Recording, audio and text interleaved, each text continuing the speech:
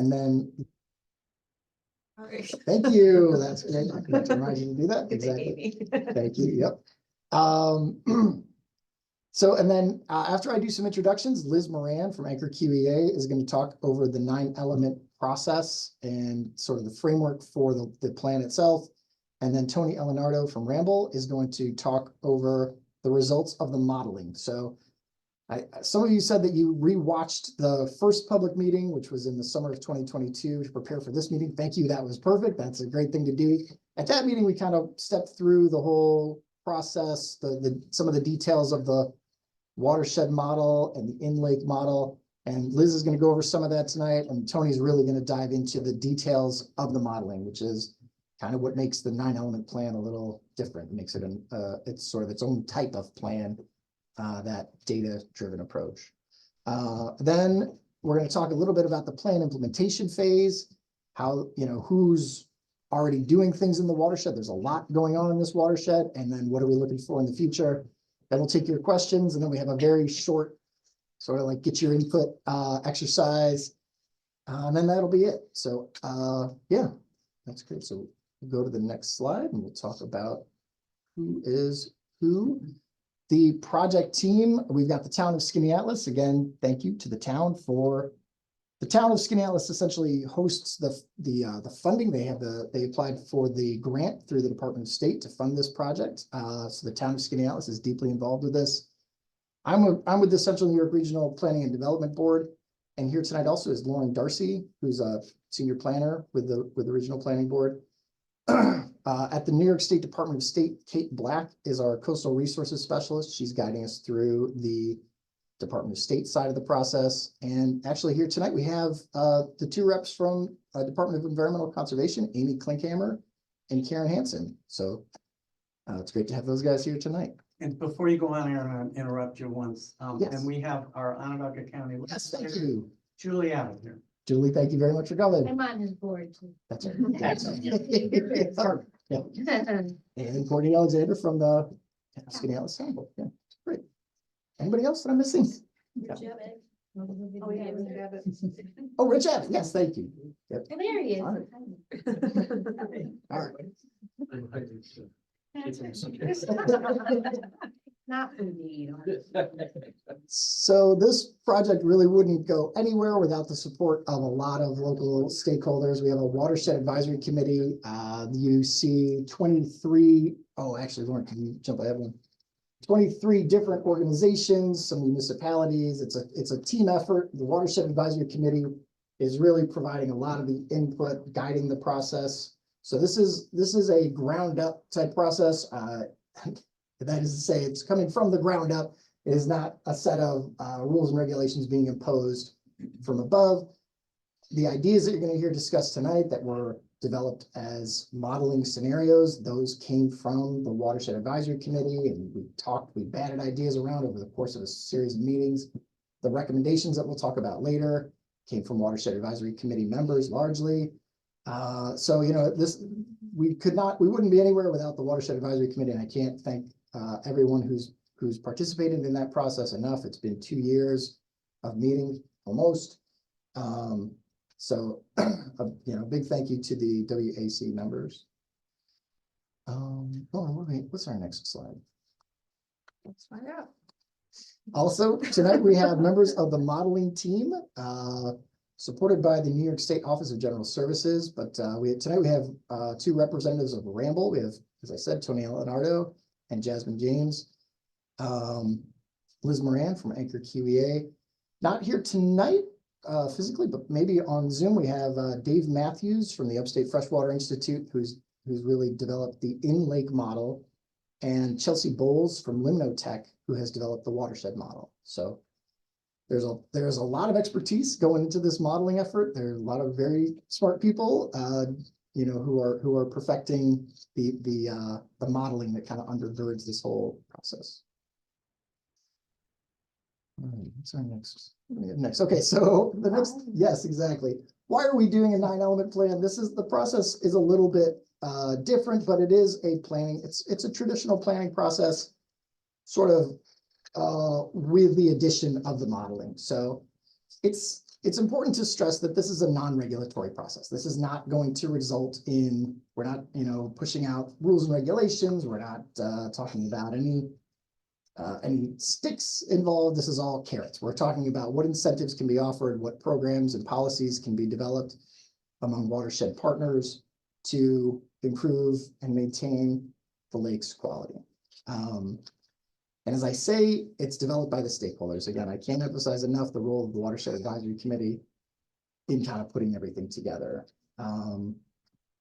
It recommends measures to protect the lake. It's based on modeling that Tony's going to go over. That's, again, it's a little different.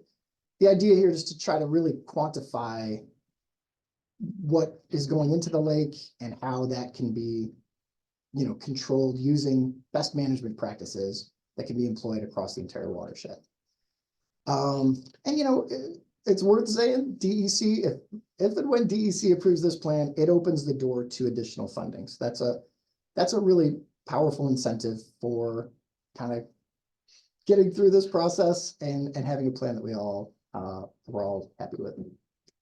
So with that, I'm going to turn it over to Liz Moran, who's going to, oh wait, I take it back. I'm going to talk very briefly about the project schedule. Oh, next one. Yeah, next slide, thanks. Next slide. So as I said not last year, June 2022, we did public information meeting number 1. This is public information meeting number 2 tonight. In the next month or two, we are going to be developing the final 9-element plan. And we're hoping to do public information meeting number 3 within the next 2 months. So by the end of March, we will be getting back and we'll be looking for your comments and input on a draft final plan that will have been circulated to the public. So it's an aggressive schedule. We've got, a fair amount of work to do. But that's why your attendance and input tonight is so important, to make sure that, as this plan gets developed, it incorporates your concerns and comments and your interests. And with that, I think I'm going to turn it over to Liz Moran. Okay. Yes, Thanks, Aaron. absolutely. It's okay if I stay seated? You can hear me all right? All right, I'll try to speak up. So, as you see, we've been really working hard since we gathered in Lord's Camp in June of 22. And this slide just shows how much work has been going on multiple fronts. And all of the data and information that have been gathered through these efforts have been incorporated into the 9-element plan to make sure that it really is based on this watershed, this lake, and this community. Next slide. So Aaron said this is kind of building on a traditional watershed management framework where, we kind of ask these 4 questions, right? Current conditions, trends, where do we want to be, kind of the visioning part of it. And then how do we get there? How do we come up with specific projects and measures to get us from where we are now and where we're projected to be if nothing changes? How do we make sure that we implement measures that will keep our resources, in this case, Skaneateles Lake and its watershed, in the kind of the desired state? So over the past, since we started this plan, we've really focused on those first 3 part of the questions. And I'll just give a really brief summary of where we've all landed on that. But we're hopefully tonight we'll be focusing more on how are we going to get there. So that's the specific actions. Tony will show us the relative effectiveness of various actions using the mathematical modeling tools that have been developed for that. Okay, next. Thanks. So if you were at the first public meeting, you recognize this. This is our little cartoon of what are those 9 elements. So every time you see a little icon, they all add up to 9. So basically, if you start on the left-hand side, you really examine the watershed and figure out what are the sources of potential pollutants. In our case, we're focusing a lot on phosphorus. I'll show you why in another slide or two. And then you say, okay, based on what we know about Skaneateles Lake and phosphorus and how it behaves in lakes, what's a target? Where do we need to be? And then how can we get there? That's the best management practices. And you'll hear that acronym, BMPs, tossed around a lot tonight as well. And then the 9-element plan, when you see it in March as a draft, it also includes a pretty detailed implementation schedule and ideas of where funding is going to come from, and then measures to track and progress, like what are we doing, what's working, what else needs to be done.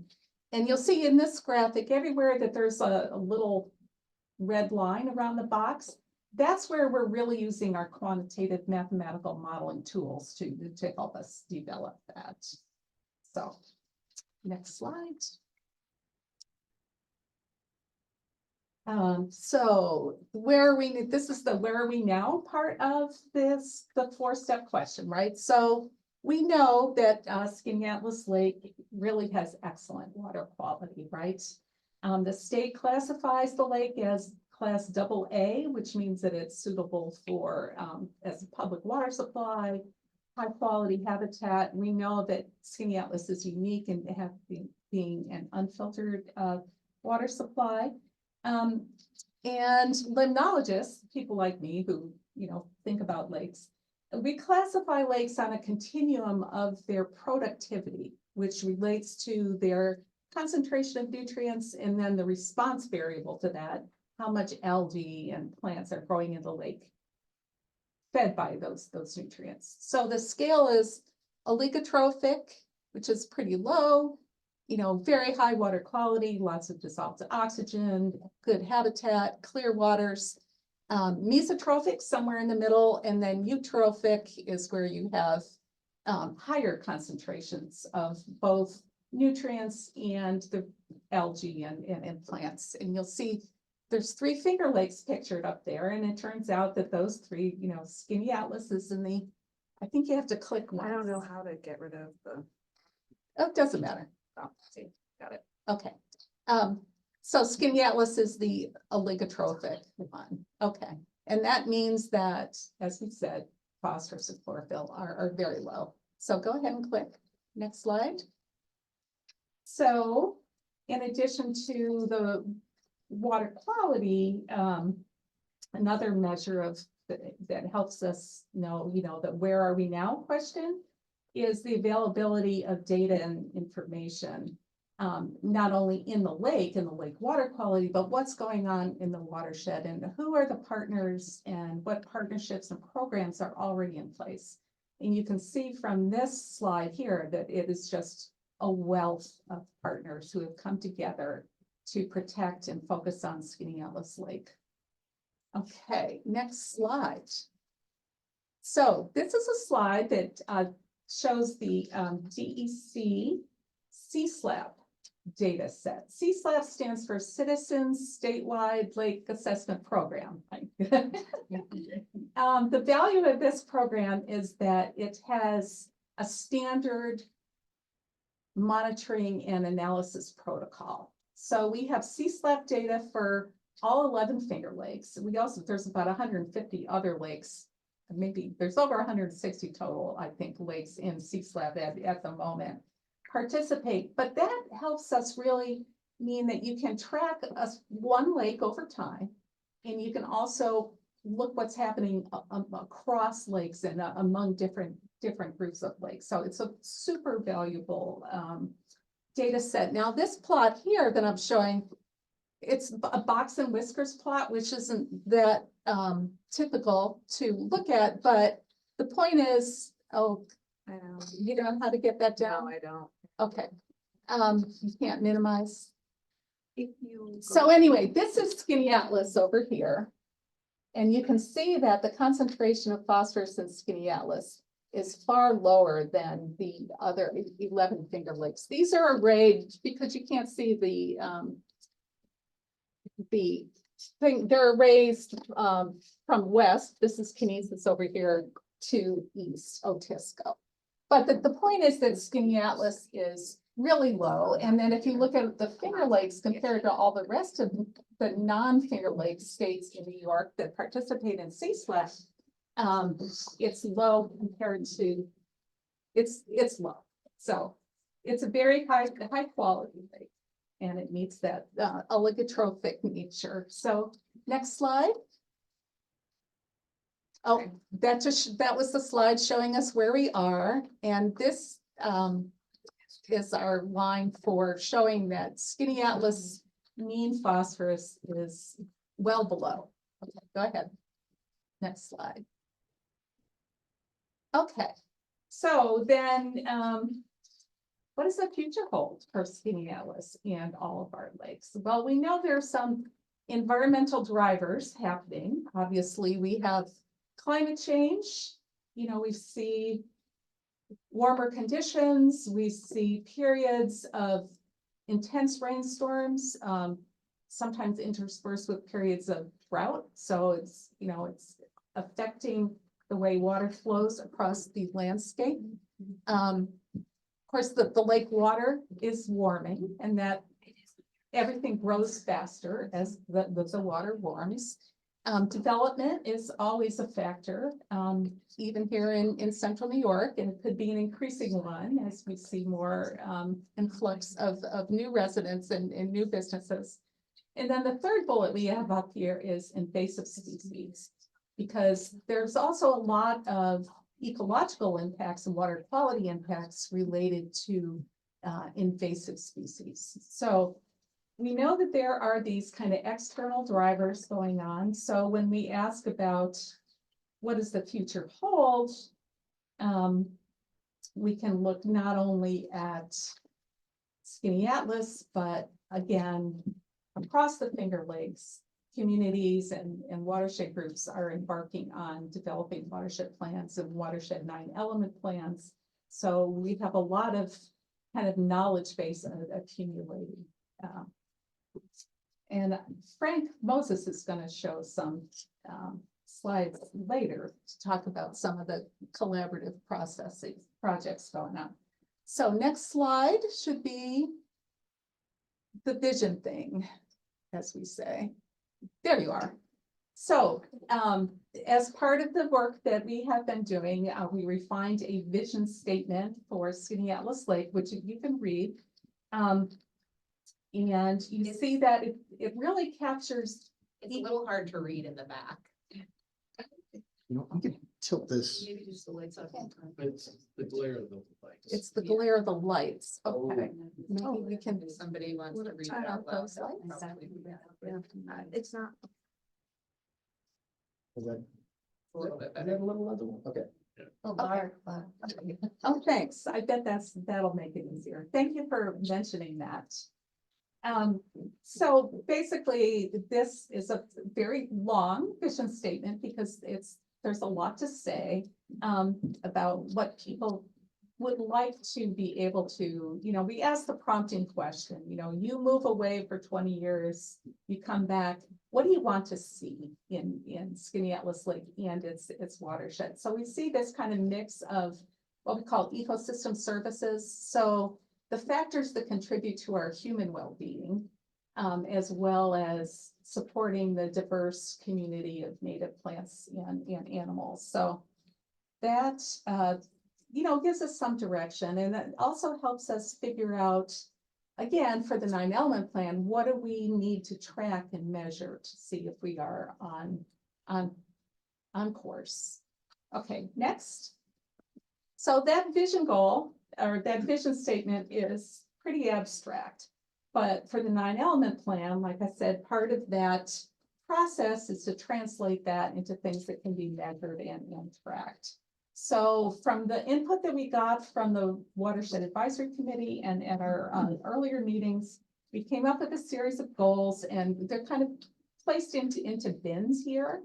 So you can see that the focus of these goals really is on what can we do, the community do locally. You know, we may not be able to correct climate change in the short term, but what can we do in our own watershed and landscape to mitigate any potential adverse impacts on the lake? And you'll see that we're going to return to that theme repeatedly during the presentation. Okay, next, I'm going to talk about targets here. So we mentioned that Skaneateles is low in phosphorus. This graph has data from 2 periods of the CSLAT program, one that we call historic data, 97 to 2004, and the lower box is called current data, and that's 2017 to 2022. And you'll see that, you know, there's lots of numbers on here, but I just want to point out a couple of things. And I think, Lauren, if you click, maybe it'll highlight those things. One is that, yeah, historically, phosphorus concentrations were lower than they are now. Okay, so click again. Yes, so we've moved from, you know, just around 3 to over 4, almost 5 as a mean, and, you know, 2 to 4 as median.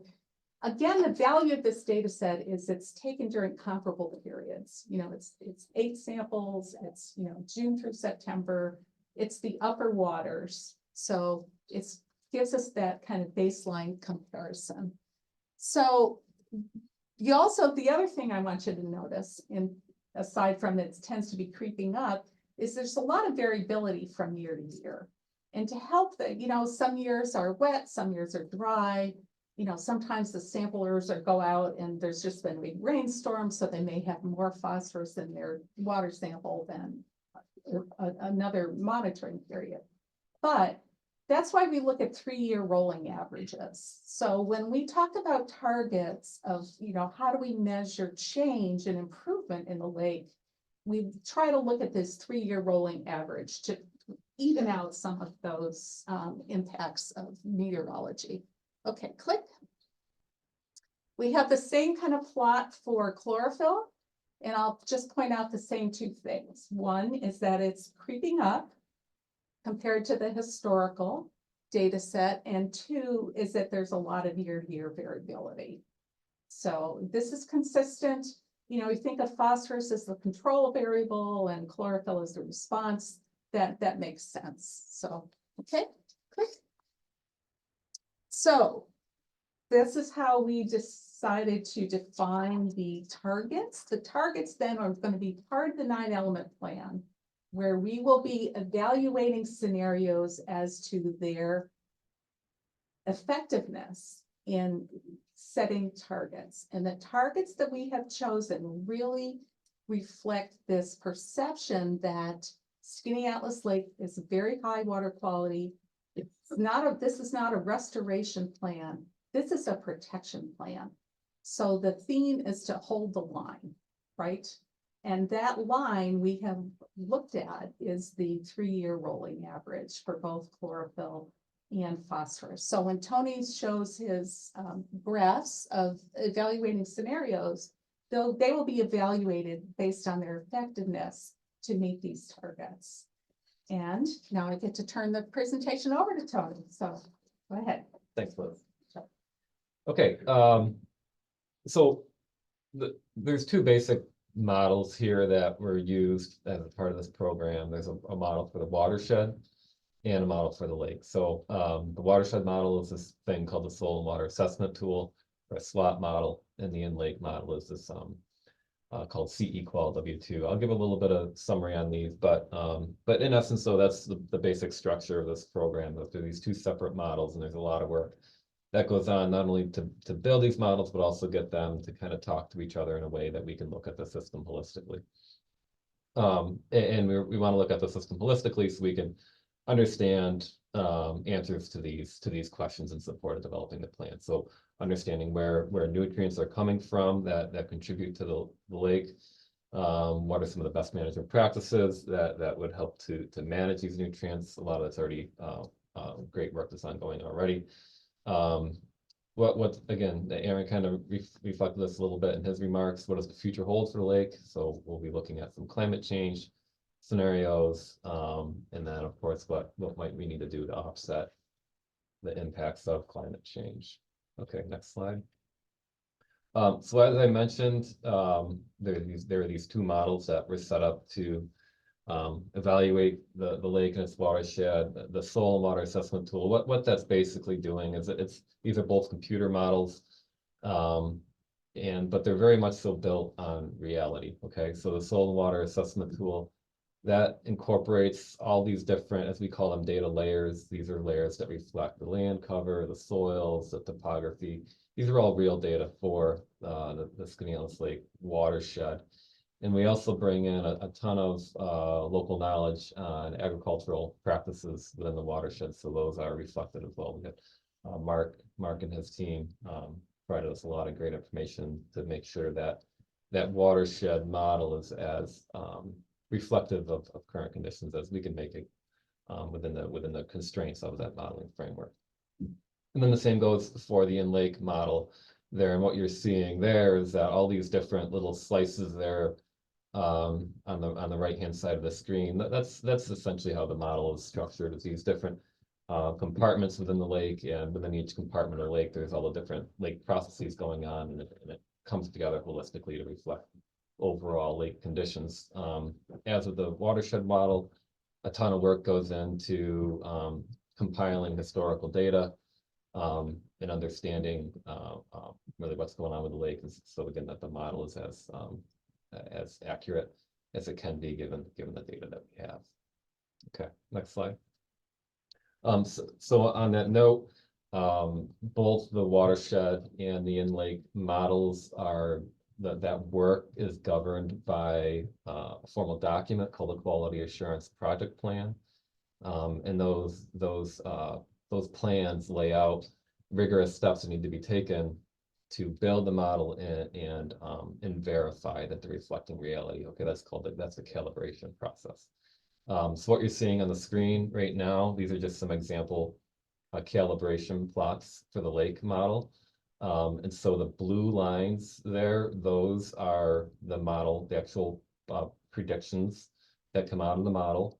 And the black dots, those are actual observations that were taken from on the lake itself. And so on the top panels here, those are examples of total phosphorus comparisons of the model predictions versus the model versus the observed data. And you see that the model matches the observations pretty well. There's some deviations in a few spots, but by and large, the model predicts total phosphorus levels pretty well.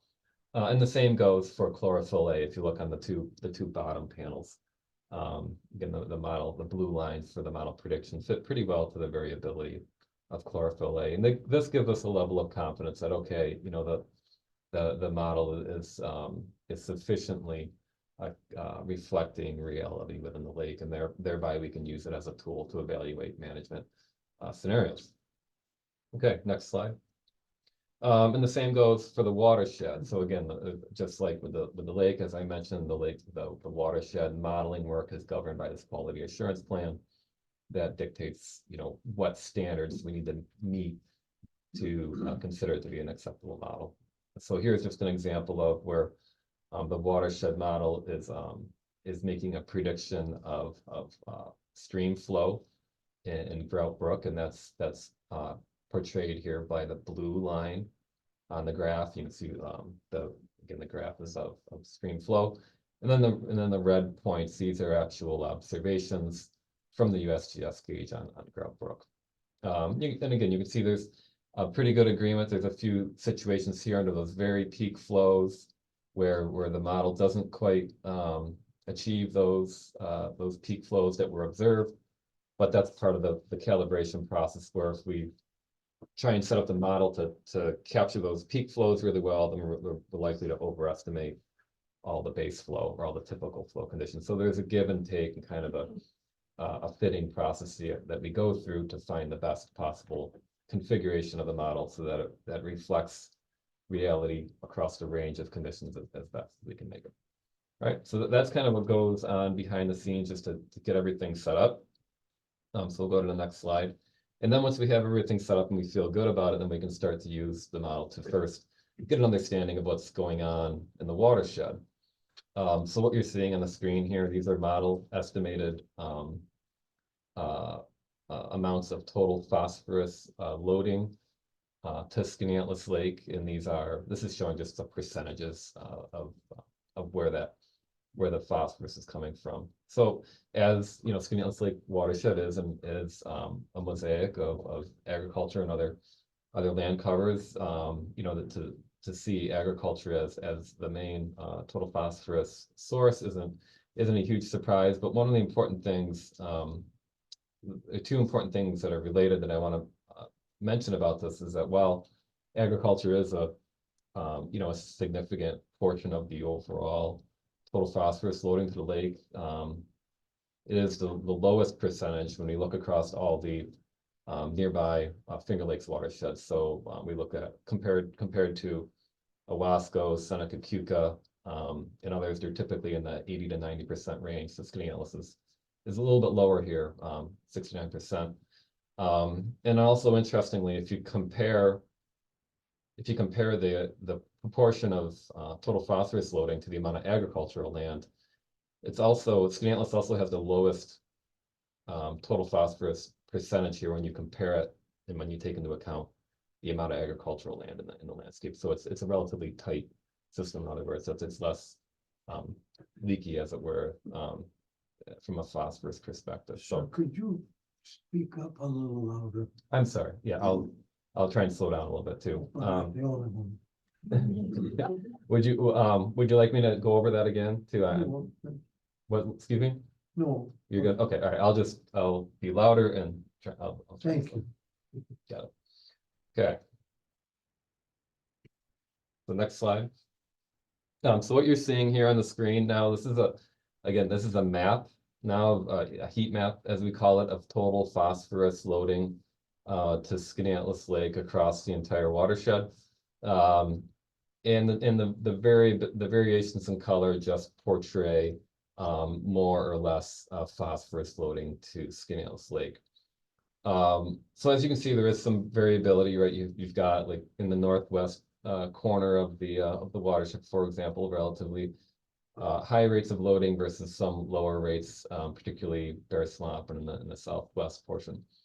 One of the big picture take homes from this map is that while there is variability across the entire watershed, it's important to note that again, this goes back to the low phosphorus conditions in the lake to begin with. The other remarks I just made about the relatively low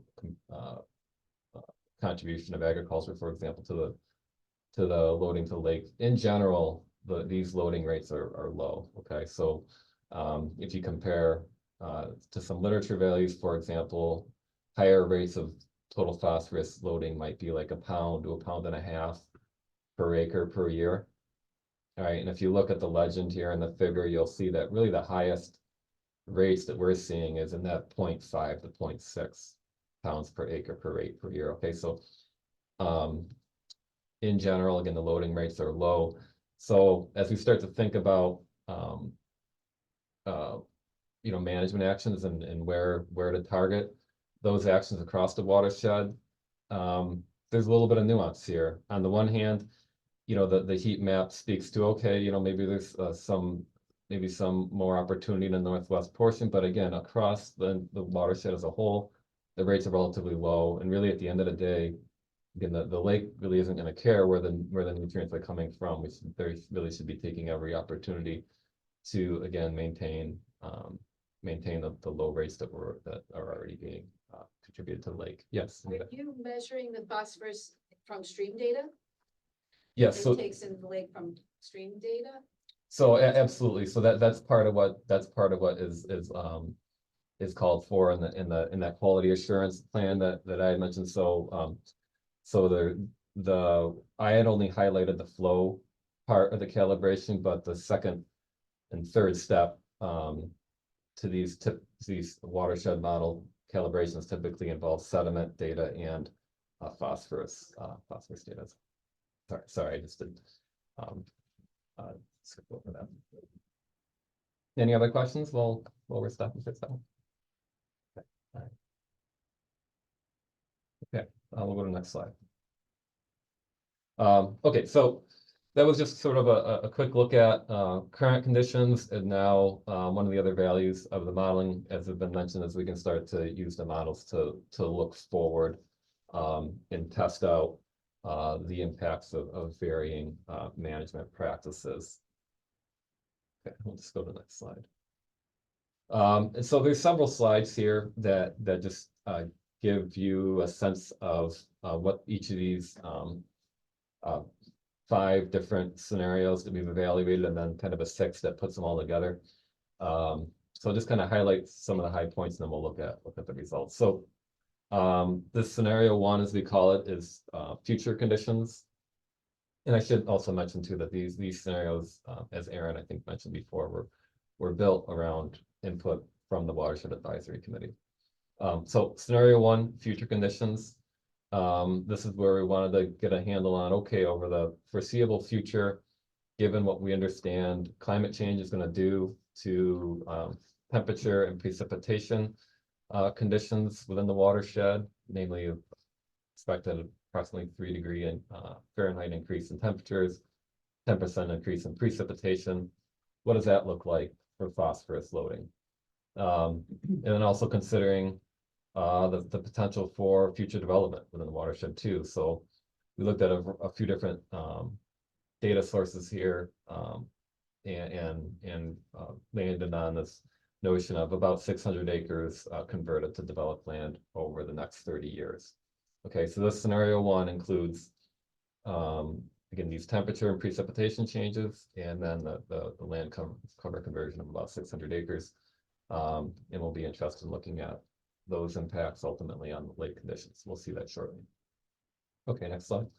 All right, scenario 2 focused on agricultural best management practices.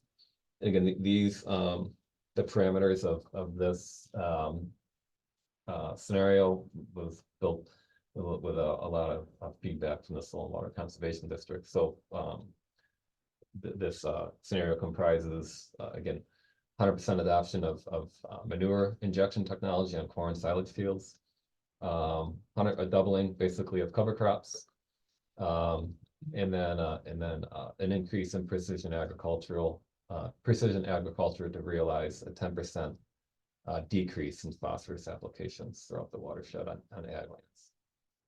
Okay, that's scenario 2. The next slide, scenario 3. Focuses on filter strips. So this is the addition of about 50 acres of filter strip area throughout the watershed, or roughly 1 acre of buffer strip for every 20 acres of crop fields. Okay, and these were allocated essentially 50-50 between the northern and the southern portions of the lake's watershed. Okay, next slide. All right, septic 4 looked at septic system and oh, sorry if I misspoke. Scenario 4 looks at septic system improvements. You know, this scenario included evaluation of septics within 250 feet of the lake or tributaries, and took an assumed 25% failure rate and reduced that down to 5%. Okay, so we're looking at the effects of that reduction in failure rate of septic tanks throughout the watershed. Okay, next slide, scenario 5. Scenario 5 is kind of a different animal, whereas scenarios 2, 3, and 4, we all started from input from the Watershed Advisory Committee and said, okay, if these are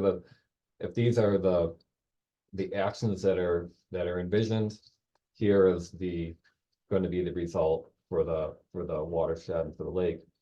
Scenario 5 kind of started the other way around, and it was, okay, given the amount of increased phosphorus loading associated with climate change and development, I'll show you that in a minute, how much stream bank stabilization would be required to offset that, okay?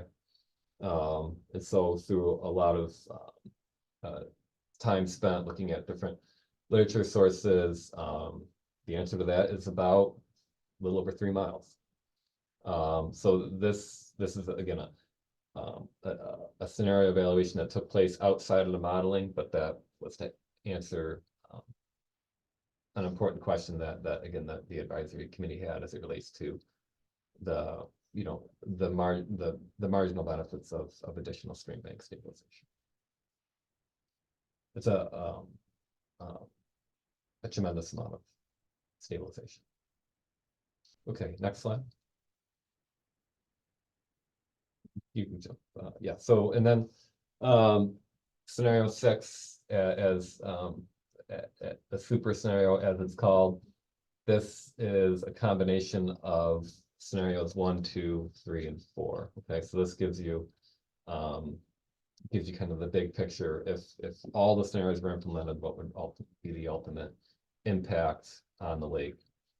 One thing to clarify before we look at some data, and I apologize for not mentioning this before, but when we start to see results of the different scenarios, bear in mind that they're kind of additive in a sense that with scenario 1, climate change and increases in development are carried through all of the scenarios, okay, not only scenario 1.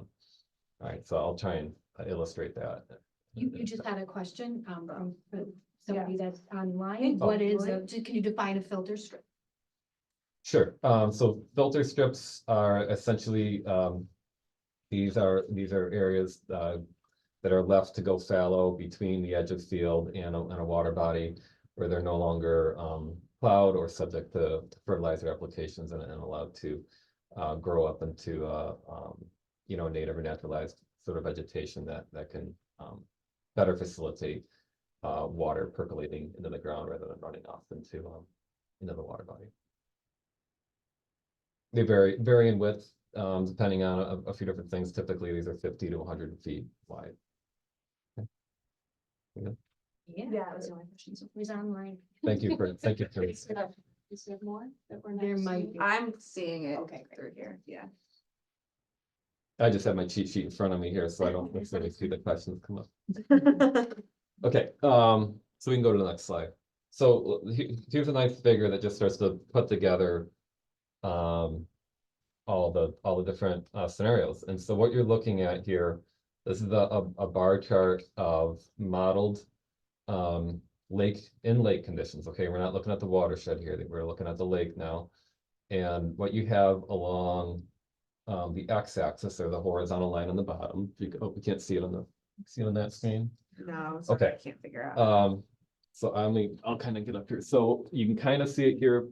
What you have starting on the left here and working your way across. This is the base case or kind of current conditions as we have today. Then scenario 1, scenario 2, scenario 3, scenario 4, and then as I said before, scenario 5 is kind of a different exercise, so it's not included here. And then scenario 6, which puts everything together. Okay. On the y-axis here, we've got total phosphorus in the lake, chlorophyll A in the lake, and then cyanobacteria concentrations in the lake. Okay, these are the organisms that create harmful algae blooms. Okay. Again, base case current conditions, you can see, as was discussed earlier, lake's in great shape, total phosphorus levels modeled about 4 micrograms per liter, right on target. Chlorophyll A, 1 microgram per liter, again, right on target.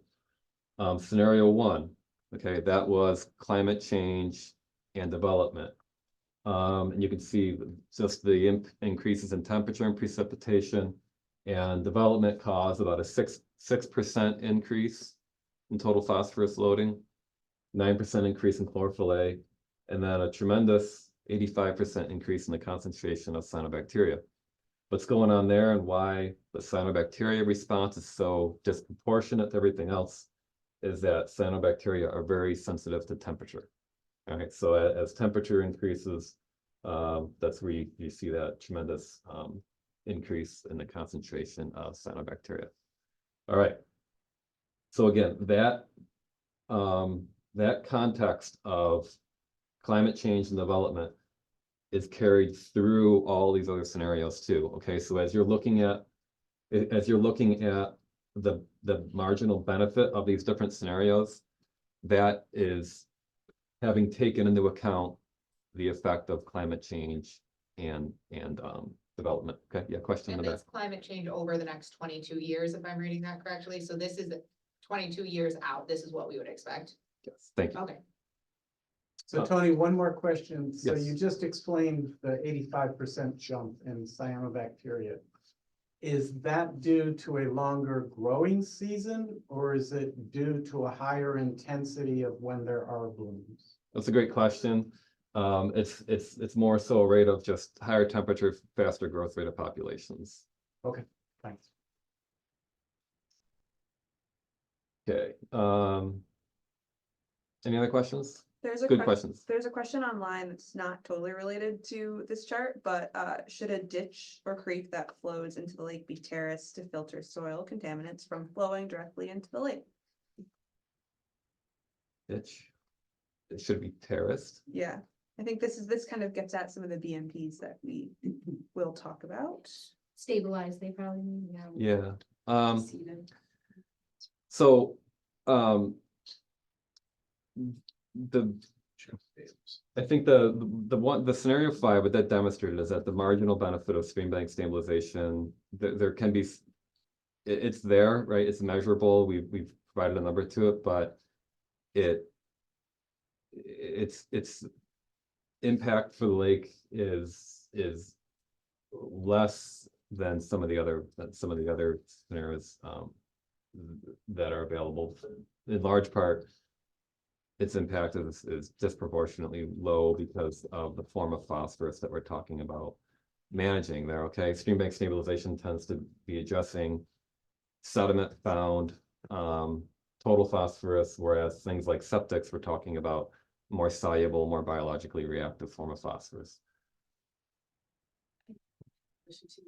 Yeah, go ahead. For this chart, you're saying development, so I'm seeing development is gonna have a huge impact on cyanobacteria and inputs into the lake. How easy, how plastic and malleable are your variables? Is it easy to change in the model? And what are you using for development? Are you using R2?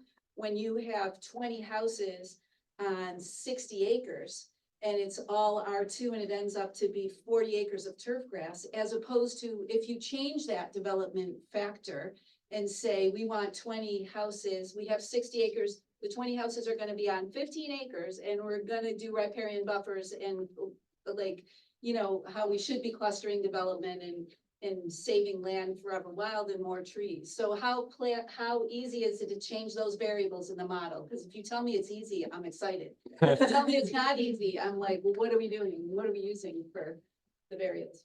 So, so just to be clear, this big jump in cyanobacteria in particular is largely driven by climate change and temperature.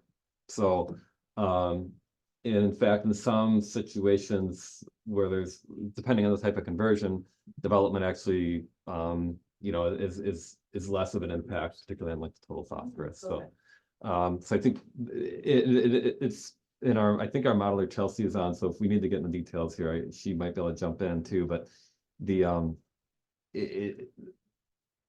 modeling some of these changes is actually, it's not entirely straightforward in SWOT. SWOT's really good with some things, particularly dealing with agricultural BMPs. That's really the context that it was made.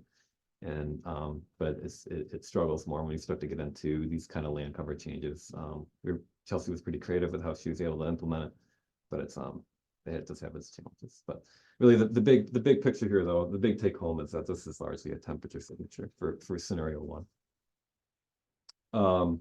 And again, as I was mentioning, that temperature, climate change and development signature is carried through all the scenarios. So as you start to see reductions, these are reductions over and above the impact of climate and development pushing things the other way. Sorry, Yeah, go ahead. we have another question online. So it reads, your tracking of phosphorus surely includes correlations to rainfall, but do you have some way to incorporate subjectively effects of the occasional like super wash rainfall? It's like rain intensity. is the model. So those impacts are captured through the calibration process. Okay.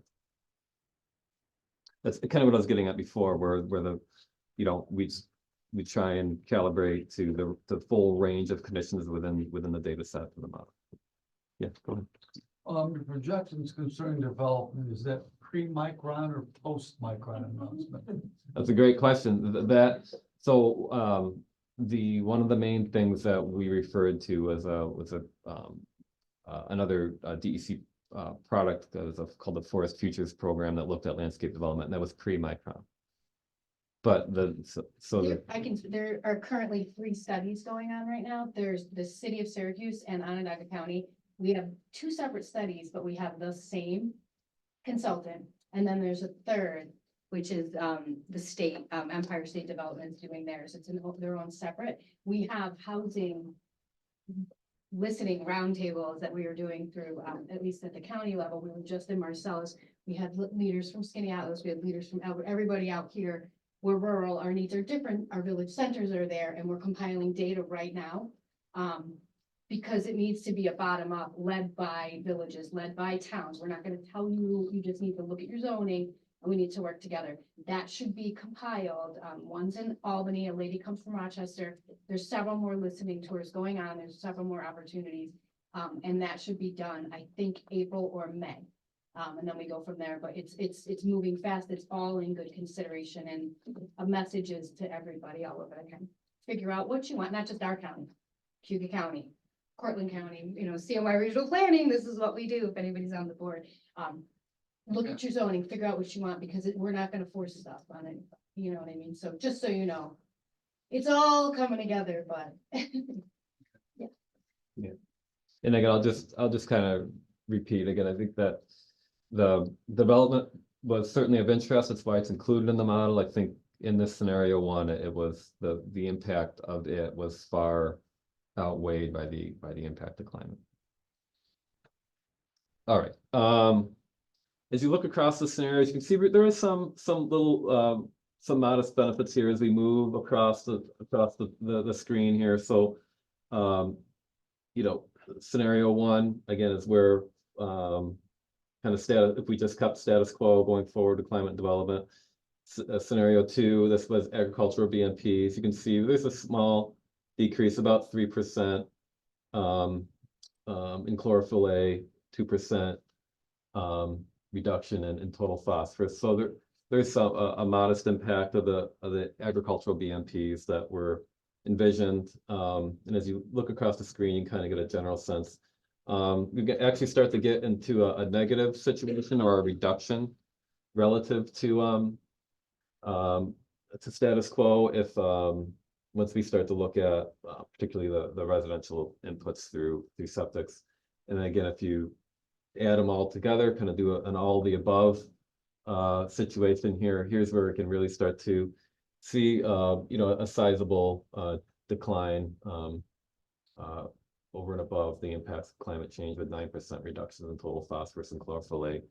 Again, so it's this what this portrays well. Again, it's just an all above, all hands on deck, all across all kind of sectors of the watershed is what's really needed to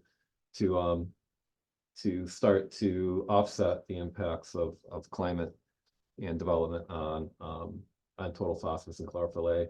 Noting though that, I mean, we just need to be realistic that at least with in light of all those benefits, the temperature impact on cyanobacteria still is awfully difficult to offset.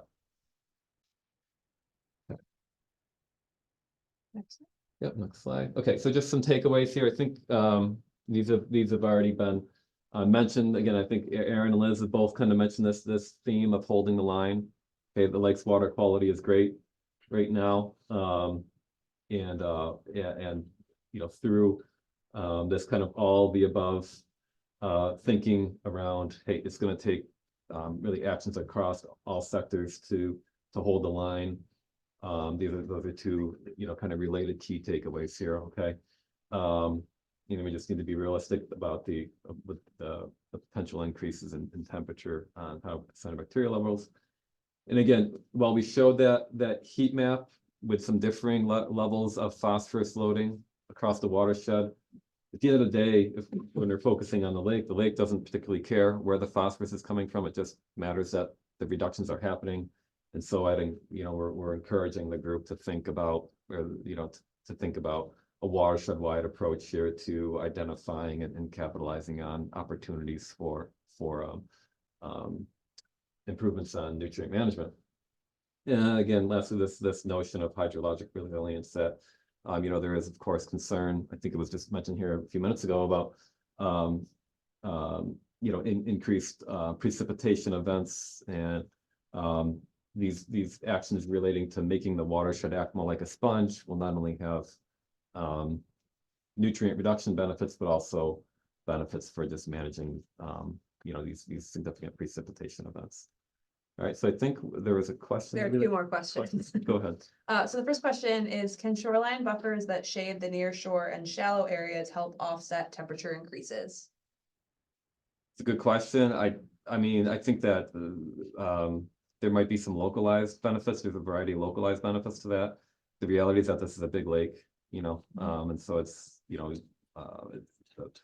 there might be some localized benefits, but the lake wide though, it might be different, more Okay. difficult to manage. And the second question was, are we seeing that mussels are making phosphorus loaded from streams and in sediment and making it more soluble reactive phosphorus? So this was interesting, when looking at the modeling, which was that the mussels have an impact on cyanobacteria levels in the lake, a significant impact. In fact, there's the modeling suggests there's about a doubling of the concentration of cyanobacteria levels with and without mussels. That's one of the cool things about the models, right? Is you can introduce the mussels to the model system and look at their effect, and you can turn that part of the model off. And turn that part of the model off, again, the concentration of cyanobacteria is half. But it doesn't seem to be a nutrient related process. It seems to be more so related to that these cyanobacteria or the mussels can selectively filter against eating cyanobacteria. So they eat the other stuff, leave the cyanobacteria behind. It ends up favoring the cyanobacteria. Okay, so there's definitely a role of the mussels in the lake, but it seems to be more so related to feeding, their feeding preferences than nutrients. Question on that. Go ahead. One more question. You seem to be very good as far as set up to collect data and continue to collect data. And you're coming up with best management practices. Specifically, you mentioned the filter strips and the stream bank stabilization. What I'm hearing, and you said this early on, this is a non-regulatory approach to doing this. So you're making everyone involved aware of the best management processes. But as far as actually carrying them out and making farmers put up filter strips or developers stabilizing their things, is there any plans for tax incentives or somehow money that's going to pay farmers to put in their filter strips? Or is it all volunteer? So, did you want to say something? Please. That's Go ahead. I'm on the Soil and Water Conservation District Board, and a lot of what we do, and Rich knows this, is there are incentives to do that. It's voluntary participation, but cover crops is one of the things. The city of Syracuse kicks in, Onondaga County, we go for state grants, and Farmer A, you send us your plan, we're gonna pay you 90 cents on the dollar if you do that. So and what happens with our ag community is they realize it's wonderful. They lose less soil, they need less fertilizer. So there's a really good program right now. The same with manure storage sheds. It's you have to kick in money, so there's skin in the game, but that's Right. the name is so deceiving. A lot of people don't know what soil and water does.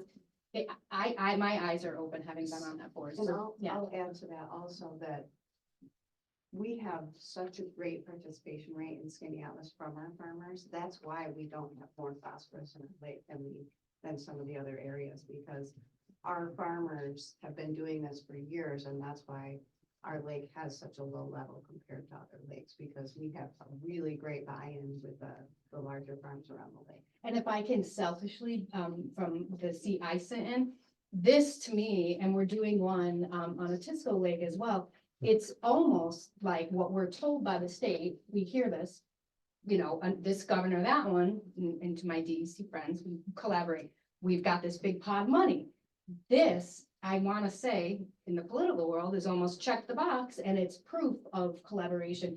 It helps make it a lot easier when we are, as government entities, having to sponsor. A lot of times municipalities have to sponsor these for the town, for whoever. This, by the way, we kicked forward the money at the county because we knew it would take Department of State 2 years for us to start this. And we understood with Janet Aaron at the helm, we need to start this now. So we came into an agreement, the county funded money and carried it so we could get started. And then when the money came through the state, we were paid back. But it's one of those things, it's good for us all to come together. In my seat as a legislator, it's imperative in terms of, and it makes us more competitive in garnering those larger grants. But also you have a lake that's bordered by 3 separate counties, not just your county. Exactly. What is the situation for Cortland and Cuyahoga They County? are participants in this. They're on this group with us. Okay, So yeah, we have it's representatives just from all not the counties. Onondaga County farmers. And by the way, the Skaneateles Lake watershed is in Cuyahoga County. Right. And the Owasco Lake watershed is here. So even as a county legislator, we all cross over. It's actually the health commissioner there that deals with, it's just different in every county, but. And as far as, But we're all represented. It's a big group on here. So what I'm hearing is that the recommendations that are gonna come out of this are kind of like a fast pass to get grant money. It's not gonna limit necessarily where the grant money can go. So this isn't gonna give anything. It's just kind of that opening the door so that through these other programs. And- Maybe a better way to think about it is an approved 9-element plan is the entering argument. If you Okay. don't have that Perfect. ticket, you don't get to play. And I look at it, since we get on here with so many counties and so many interests, to me, we make sure we have the city of Syracuse, right, on our watershed, and we have a vested interest in each other. We're not duplicating services. We have SLA, which is incredible. We're fortunate to have that. We just want to, in my mind, it's so good to come together and not waste time. Let's pool our resources and come together, and I find it very rewarding, but I think purposes, I guess, depending on what seat you sit in, I want it for the children. And just so, take a question, just real quick. I think a lot of this discussion is great. It's where I think Aaron wants to go with the rest of the program today. So I think that's all, like, everybody's following right along. So maybe we'll take the one question and then we'll move it to Aaron's next segment unless. Is this model that you're presenting the model? Or is it an exercise, you know, for a public information meeting? Because I'm seeing something in my mind that's glaringly missing as a factor in limiting phosphorus, and that is for reforesting and our trees and the forest. A forested strip 80 feet wide will take out 90% of the phosphorus from the ag lands, and we're losing trees all over the watershed. So I want to see that in the model. Sure. And not just in the riparian buffers, but it's established science. The more trees in a watershed, the cleaner it is everywhere. And I don't see that in your model. So yeah. Yep, that's well taken. I think, again, the scenarios that were evaluated were those weren't the decisions solely of the modeling team. Like, we weren't sitting in a back room someplace kind of coming up with what we thought the watershed should look like. Those scenarios were put forth to us in the parameters by the Watershed Advisory Committee. These are the scenarios that I think will underscore that will support the 9 elements plan, but those sorts of recommendations, I think, could still take shape within the plan, right? And those can still be reflected. If it can be, that you can take the variables into Dave's question about we're not ever gonna get rules out of here, I understand that, but it should be, if we're looking to the future, the 9E plan ideally should be the guiding document, that's the foundation that all of us in the towns can point to and say, the model says we should have more trees. The model says we should have riparian buffer protections. The model says we should have tree ordinances, you know, and that's what I hope. Yeah, so farther along, I hope that's where we go. And so I want to see tree cover in there, I guess is my comment. But Who is the right person to feed that to? If you're saying that the modeling team isn't necessarily the people who make these decisions, who's the right group to kind of infeed that? This is the sort of group, stuff? yeah, Okay. this is the group, yeah, this is the Okay. right, this is the right place to Okay. have these kind of remarks, I think. Yeah, I'll say my understanding is that really the scenarios we have are the scenarios that we have to work with. So at this point, it's not an option to go back and reopen the process. Oh. You know, it's a resource intensive process to develop the modeling in the first place. So what we have is what we have to work with. But that doesn't mean, I mean, as you'll see, as we get into kind of talking about the implementation phase, talking about, you know, reforestation and riparian corridors is something that we're looking, you know, that's already kind of been ruled into a preliminary set of recommendations. Yeah. And after the presentation, there's gonna be a little exercise, silly little exercise I came up with, where you get to invest money in different recommendations. And I think we have maybe a couple different versions of like riparian plantings and tree plantings. So, you know, that may be something that you wanna, you know, double down on, as we get into that part of it. But yeah, so I mean, you know, it's all a question of when the actual plan is developed, you know, there's a set of recommendations.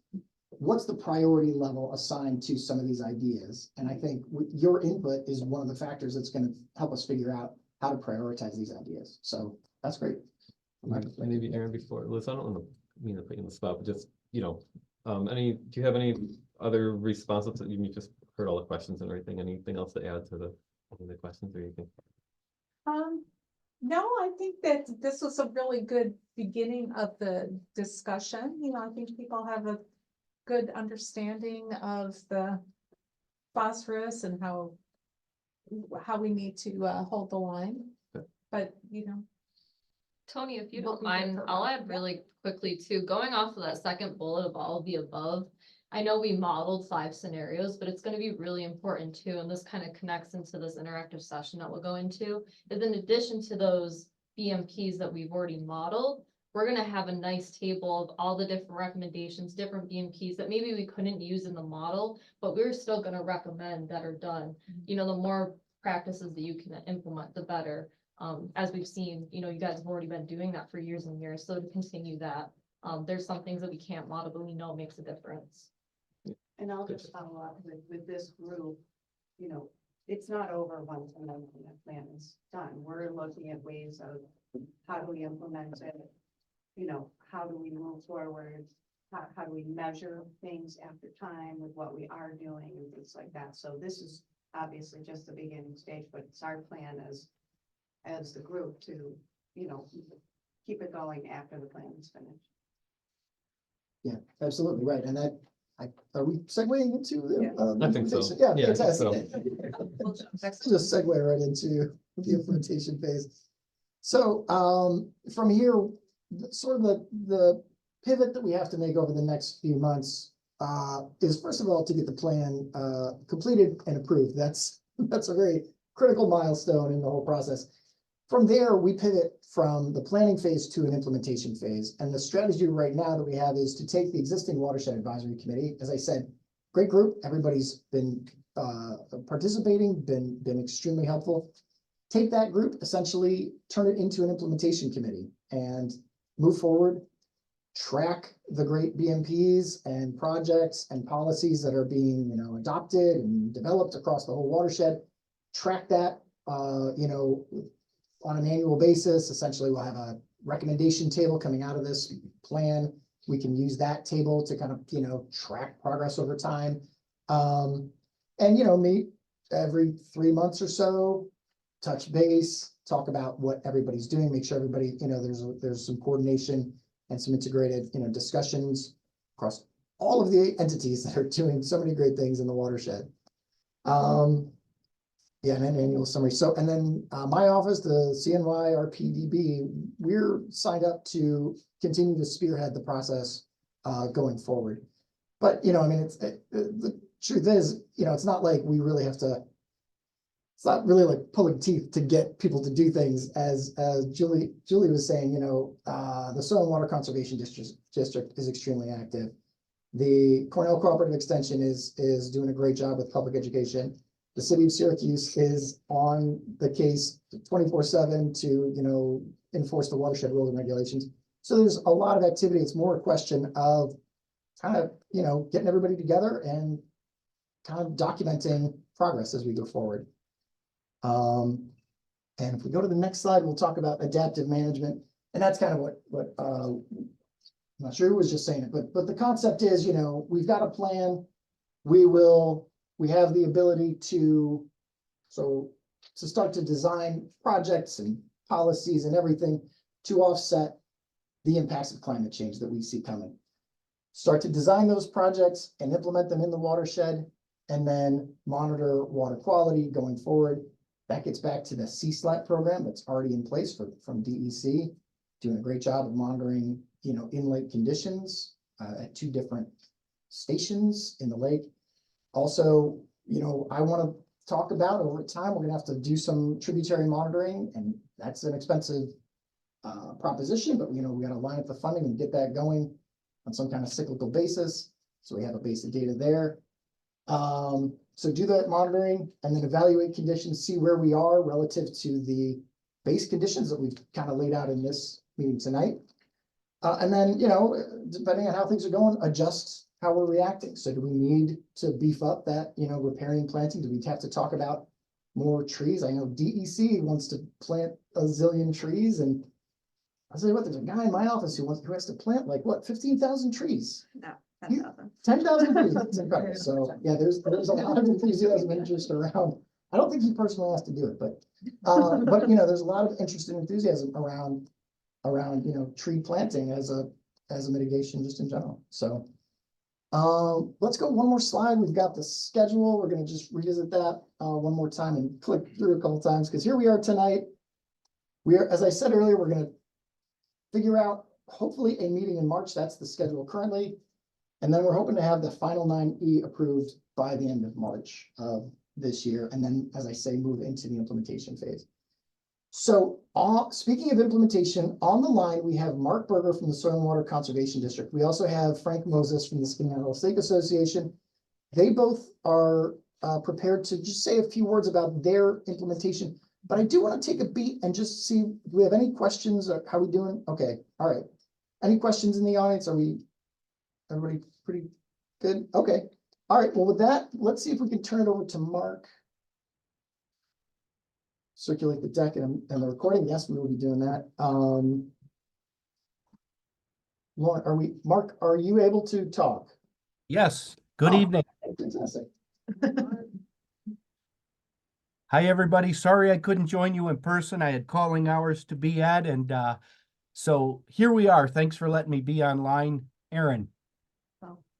So you know a lot about the watershed and the city, and I believe most everybody knows the city's had a watershed ag program in place for 30 years.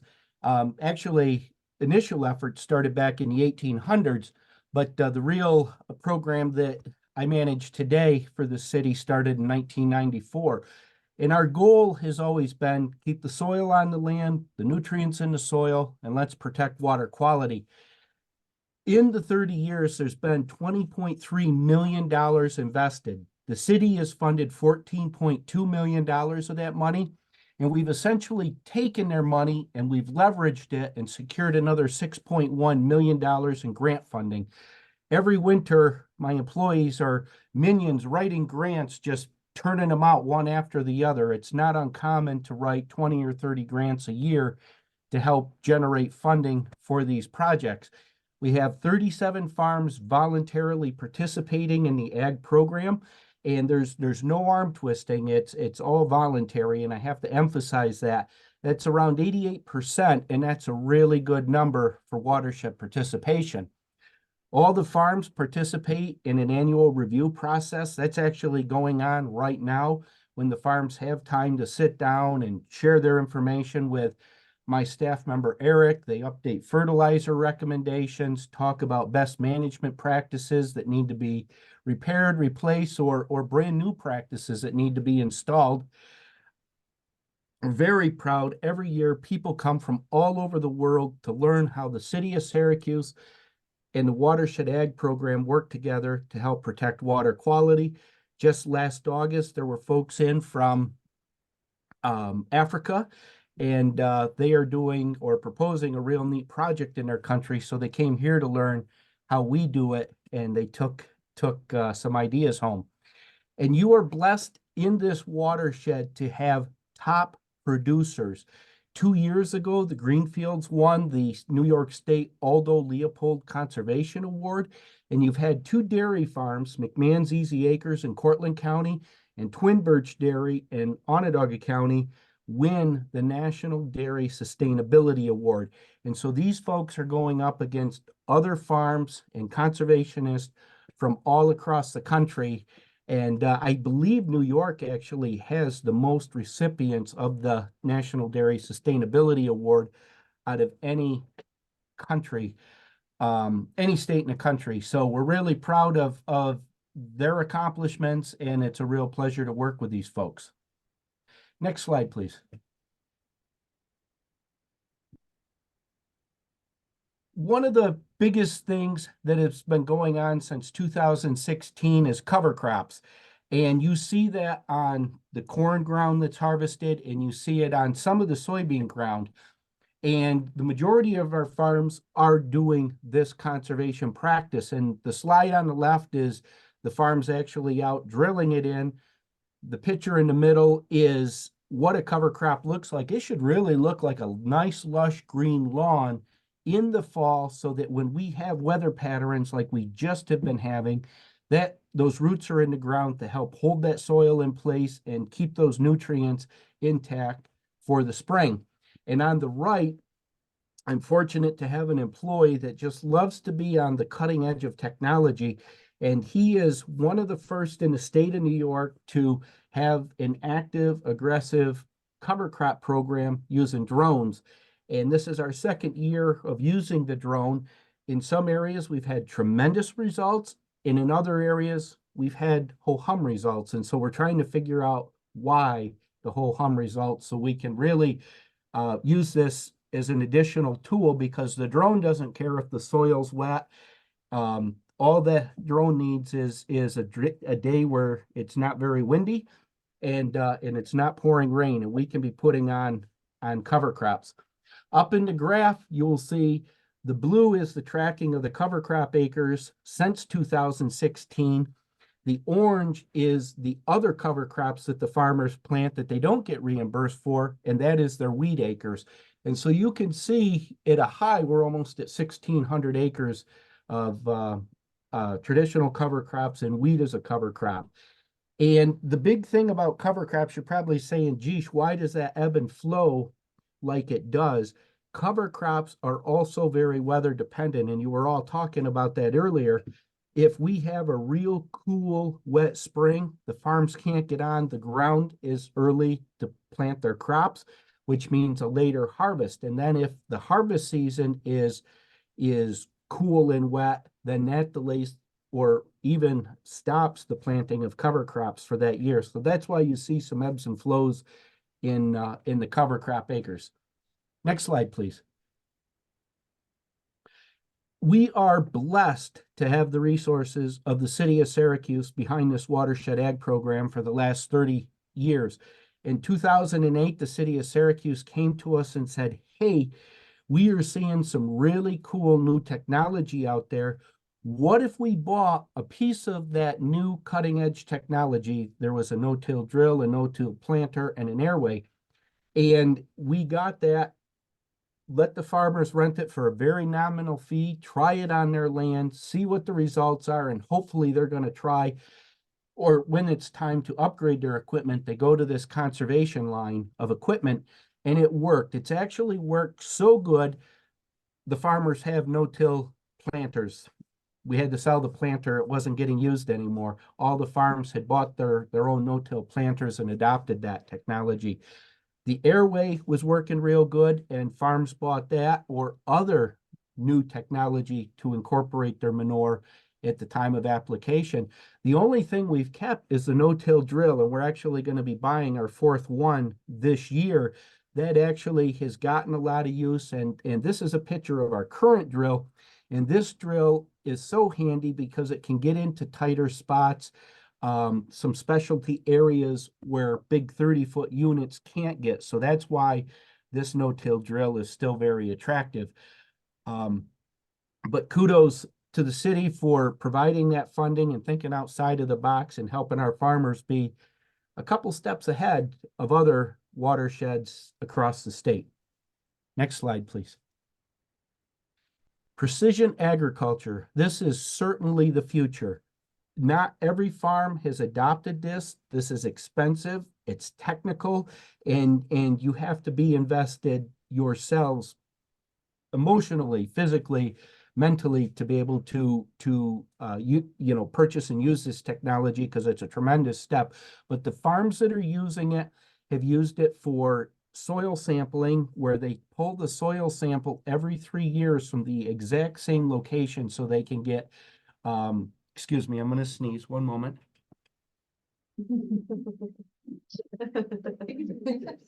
Bless you. Such class. You. So that they can be taking that soil sample from the exact same location every 3 years so they can really monitor changes in their soil health and their soil nutrition. You will see other farms using yield monitoring to know, like, the areas in red or areas that are not very productive. Those could be perfect areas for potentially buffers. And we actually have one farm that's doing that already. They said, the return on investment is not there. We're just going to put those into grass buffer strips and leave that for, the wildlife, for vegetative cover, etc. We also have got a farm using this variable rate, actually 2 farms, when they're applying their lime or their fertilizer or other soil amendments, they can apply at a variable application rate because of this GPS guided technology. So it is the future. It's only going to get more progressive. It's just gonna take a little time for farms to make that transition. Next slide, please. One of the things we're really proud of is the Agricultural Spill Response Program. It's the only coordinated response program in the state of New York and possibly the country. And the reason we have it is we know accidents happen. Not to be grim, but we know every day there's car accidents and every year there's airliners that crash. We don't build these devices with the intent of something going wrong, but we know when they're built with human hands and used with human hands, mistakes can happen, accidents can happen, and that's why we have the spill response team. So it's a coordinated effort with the DEC, the 911 center, the local fire departments, the city of Syracuse, the police, the farmers, and the contractors that build these best management practices on the farms. We all work together for a coordinated spill response. We have very timely response. We're very capable. If there's a manure spill or a dry fertilizer spill or stuff like that, we're able to bring resources and skills and experience to be able to help quickly get that spill stopped and get it cleaned up to help protect water quality. And we do a lot with our other soil and water districts from around the world. And our friends up in Ottawa, we meet with them every 10 years. We go up there for a week and then they come down here for a week, and their take home the last time they were here was the spill response program. And now they have 4 trailers up in their region. So we're proud of this program, and sometimes it doesn't get used at all in a year, and that's perfect. That's just how we like it. Let that trailer sit in the parking lot. Next slide, please. One of the things that we really need to keep on our mind is land in permanent protection. You are blessed in this watershed to have over 21% of the land base in the watershed in permanent protection. This map that the city of Syracuse Department of Water puts together All these parcels in red, that land's in permanent protection. All that land in orange, that land's in permanent protection. A lot of that orange land is like land trust property, Finger Lake, CNY, etc. The green is New York State DEC forest land. So it's pretty remarkable how much permanent protective conservation is already in place in the watershed. And that number grows every year, especially with our land trust adding property on an annual basis and DEC adding additional lands to their state forest when the opportunity presents itself. Next slide, please. And to wrap up, what I want to show you is, and this is in our annual report, which goes to the city of Syracuse every March, that they provide to the New York State Health Department. This is the total number of accomplishments, excuse me, completed in the watershed since day one of 1994. I commend my forefathers in thinking we need to count every widget that is done in the watershed.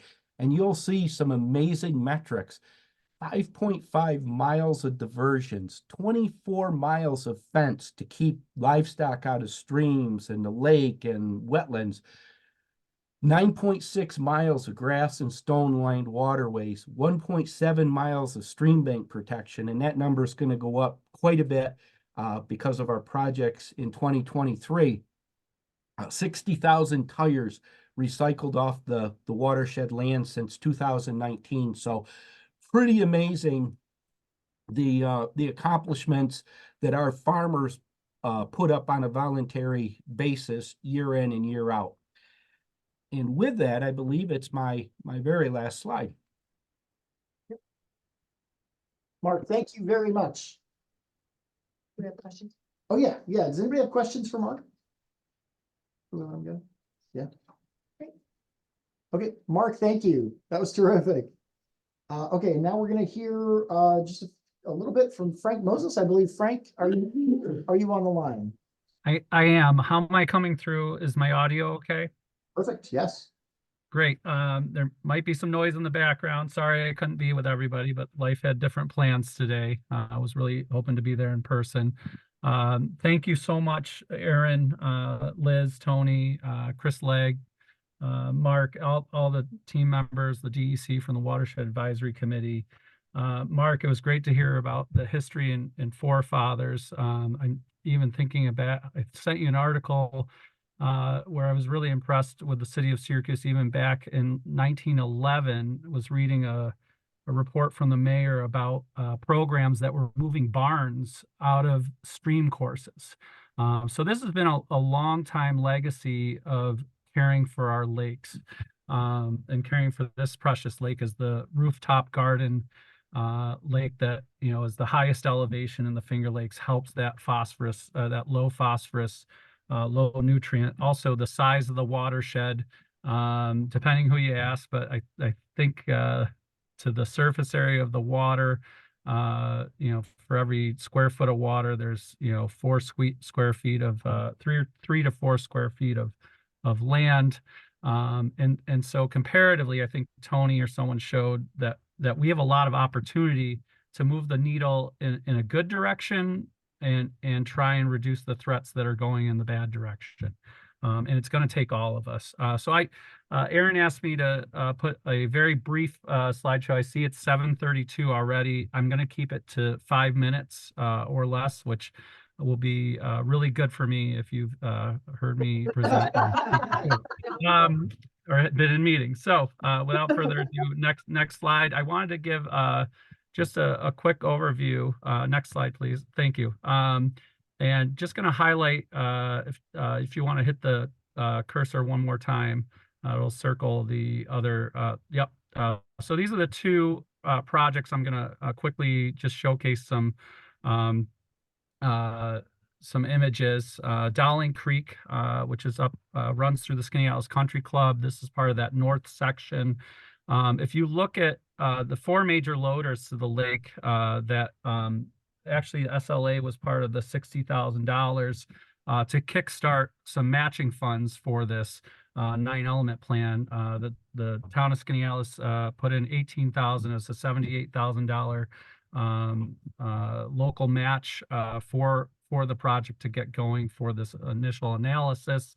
With Upstate Freshwater Institute, looked at Grout Brook to the south, moving up on the west side, Bear Swamp, and then Harold Brook, which is by that winding way, and then Shotwell.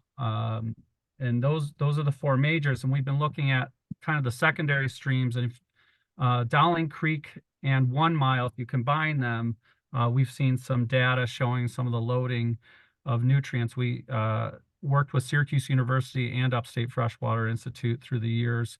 Syracuse University being some independent data outside this 9-element plan, but it's allowed us to drive where we're working in the watershed. The Willow Creek project that I'll highlight is south of one of the city's intakes. So you've got Shotwell that's a bit north, and Willow Creek is the next one south. So when you have those south winds that are pushing up, it can really move some nutrients and things, and hopefully not algal blooms. But that's why we were very excited to work with Willow Creek. Next slide, please. So this is this next slide is the preconditions of the Dowling Creek at the Skaneateles Country Club. This is the before shot, and then just wanted to show the after shot.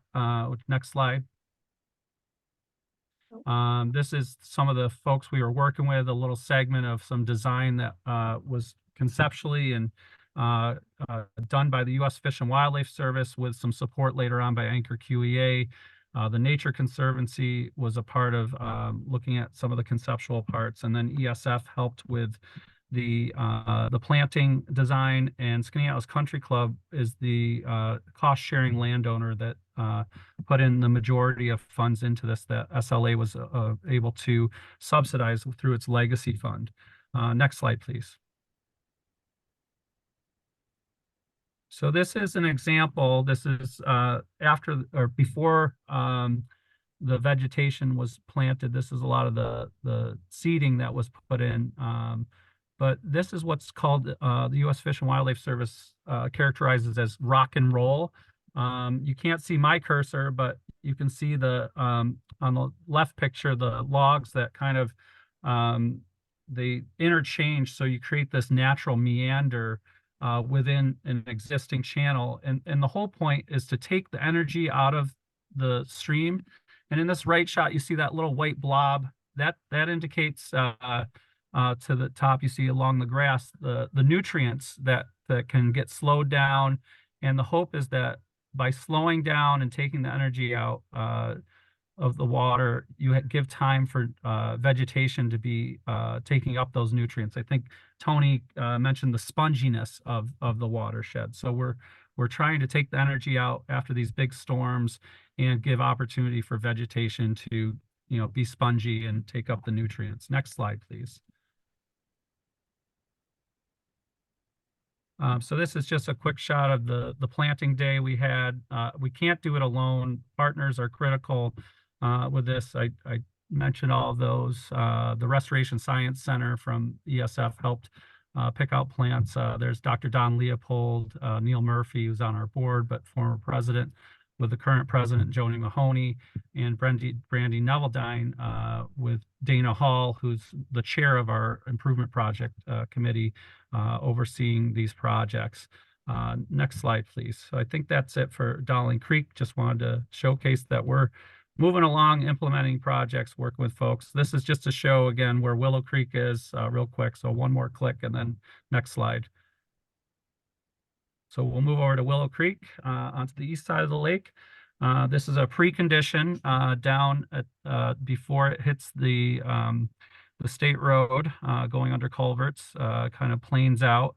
And this is a shot on the right of an algal bloom that was at the end of the stream that we're working to show that we hopefully can reduce the nutrients with improvements.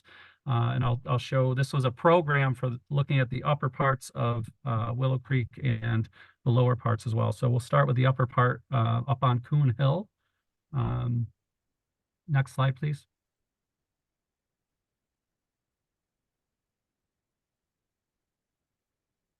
So this is a detention basin. This was designed by Anchor QEA engineers.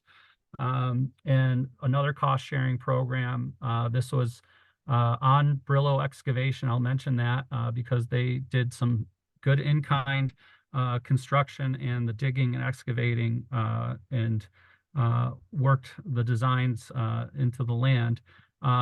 Again, I can't really move my cursor, but on the left picture, you can see at the top of the photo, just a little strip of where the detention pond is, but at the bottom of the picture, this is a water control structure log that actually has a notch weir in it that controls the flow at base flow, allows it to slow down.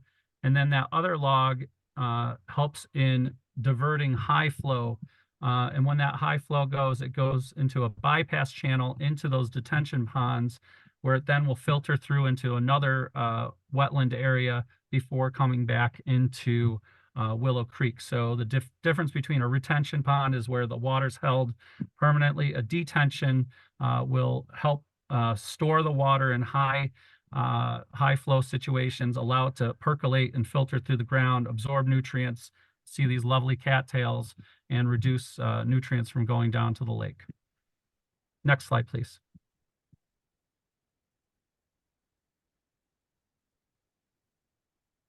And then this is Lower Willow Creek. If you remember where that chocolate milk stream was going through, that's what we're trying to make sure to capture the nutrients in there. So on the left side, you can see this is an example of where the floodplain was enhanced or improved and increased. So it allows for more vegetation for the water to come through. And on the right side, this is an example of root wads that were pinned under the rocks. They're also, it's called tow wood. There's these log structures that are pinned under that help, again, similar to the Dowling Creek project, will take the energy out of the water, but these root wads really help slow things down. And you can see that little white blob under where that almost that looks like a tree stump sticking out. That's some more nutrients getting caught up, and the hope is it just slows things down and allows vegetation to take up the nutrients again on these stream projects. Next slide, please. So this is just a shot of the team, left to right, Dr. Paul Teresi, the contractor Noah Lubner, Dana Hall on our board, Mike Canese with Anchor QEA, myself, and then on the right side, Tim Johnson, Anchor QEA, Amy Klinkhammer, who was representing the Great Lakes Commission. The Great Lakes Commission also was a big funder of this, where it was landowner dollars, cost sharing, some SLA funds, and then the Great Lakes Commission grant that came through. And that's the landowner on the right, and then on the far right is a landscape architect that helped with the vegetation. Great, next slide. So I'm probably already over my 5 minutes. I'm into 10 minutes, so that's lovely. So I'll go even quicker. This is our, the third last component is, and I think Mary, this is, I think I heard Mary Metapace there, but this is our efforts to help save some of the trees. And this is definitely a partnership effort. Next slide, please. So I have a lot of slides to show what hemlock woolly adelgid looks like, different egg sacs, these white, these little white balls that you'll see in the winter under the needles of our hemlock trees. But I wanted to show that these are our steep ravines where we have a lot of these trees to the south. And we have to protect the soil from not having these trees die and loosen up the soil and start having it transport through the streams.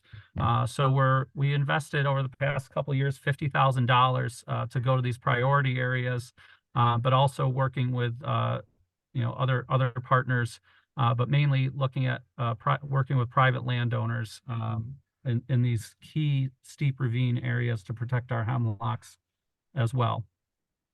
Next slide. So I don't know if my audio is picking up some youngins downstairs, and I apologize for that. So this is my last slide, but this is where it just mentions that it takes a team. And the Soil Water Conservation District's been a big part of this, working with landowners, working with the land trusts.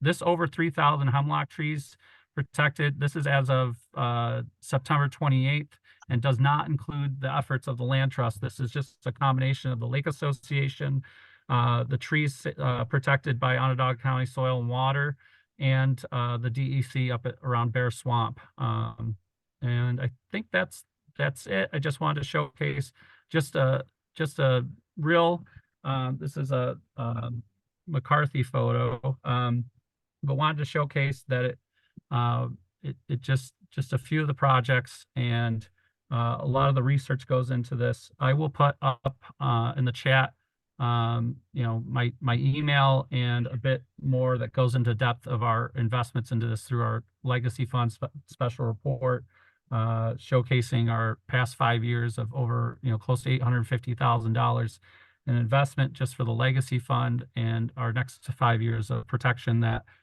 we're hoping the private dollars from the community will help leverage and continue to build upon the public dollars and these grants attached to the 9-element plan that's going to help us score higher on our competition, in the competition for these dollars. Thanks so much. Appreciate the time, and sorry for going over. Frank, thank you so much. That was great. Does anybody have any questions for Frank? Okay. All right, Frank, thank you so much. All right, now we have some time blocked off for Q&A, but I think we've kind of been doing that as we go, which has been great. We do have a question in the chat about invasive weeds, especially milfoil, that are out deeper, really impossible to gauge their extent, likely impacting the issues and levels outlined in the studies. Nutrients causing the weeds, weeds causing the issues. I'm not sure. Are you prepared to make any comments on the subject of milfoil and other invasive weeds? And I mean, yeah, I think Liz and I can both provide some thoughts on this. So the topic of invasive aquatic vegetation has been contentious. It's a hot topic throughout, It has been for decades. yeah, and so folks in the literature, of course, have tried to understand this. My take on the literature here is that there's no clear signal whether some folks tend to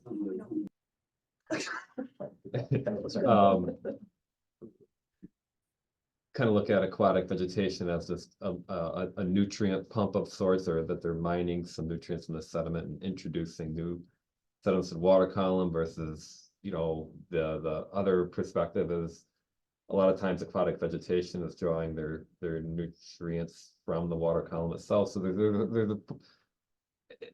the literature is a mixed bag on this at the end of the day. That's my take on it. Liz, if you're willing to offer a separate opinion on this. I think you're right. The root aquatic macrophytes, like you say, they can draw nutrients from the water column or from the pore water, which is really the very upper zone of, where the water mixes. But, there are issues, certainly. Hydrilla is one that I think is of great concern. Because it would have such impact on the habitat and recreational use as well. So it's not just their impact on nutrient cycling, but also on the ecosystem services for, the lake itself. So are there any recommendations for invasive lake weed or aquatic vegetation in the 9E plan as it applies with this? Typically, yes. Okay. Aaron and his team are working on this plan, but certainly if you look at the other 9-element plans across the Finger Lakes, there's commitment to continue monitoring, to IMAP invasives, which is a kind of centralized reporting and tracking tool, annual macrophyte surveys, just a lot of early detection, rapid response in accordance with the kind of the DEC approach for aquatic invasives. I mean, certainly climate is an impact here too, right? So, we see plants that hadn't, been adapted to these waterways, extending the range as the waters warm and such. So it's not just the invasive species on the landscape like the hemlock woolly delgid, but you're right. I mean, also the lake itself, the macrophyte community will likely change. Yeah. More good news, right? Yes. I had to sneak in late because I had to work late, but, and I might have missed it, but, I didn't hear anything about residential lawn maintenance, mowing and stuff they put on it. Great. Is that not as important in the whole scheme? Or Well, you know what, that actually kind of, I'm gonna use that question to kind of segue into the audience participation exercise, because we have a couple of ideas in our little list. I don't know if, we have a list of ideas, 20 recommendations. This is not the full list of recommendations that are gonna be in the 9-element plan. These are sort of cherry picked as some of the better ones. But a couple of them do go toward that question of, first of all, soil testing. There are soil testing services available that can let you know if you need phosphorus on your lawn to have a successful lawn. Probably the answer is no. Most lawns are in pretty good shape, but you can get tested for free and then find out if you need a phosphorus-based fertilizer to amend your soil. Barring that, the recommendation is to use a fertilizer that does not contain phosphorus. And in fact, the state law is that residences not have phosphorus-based fertilizers. So, then there are a variety of other best management practices that are specific to property owners.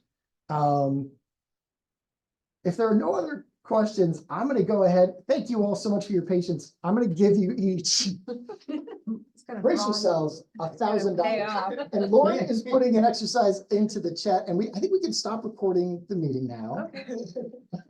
No proof of Okay, so this is Yeah, honestly. not real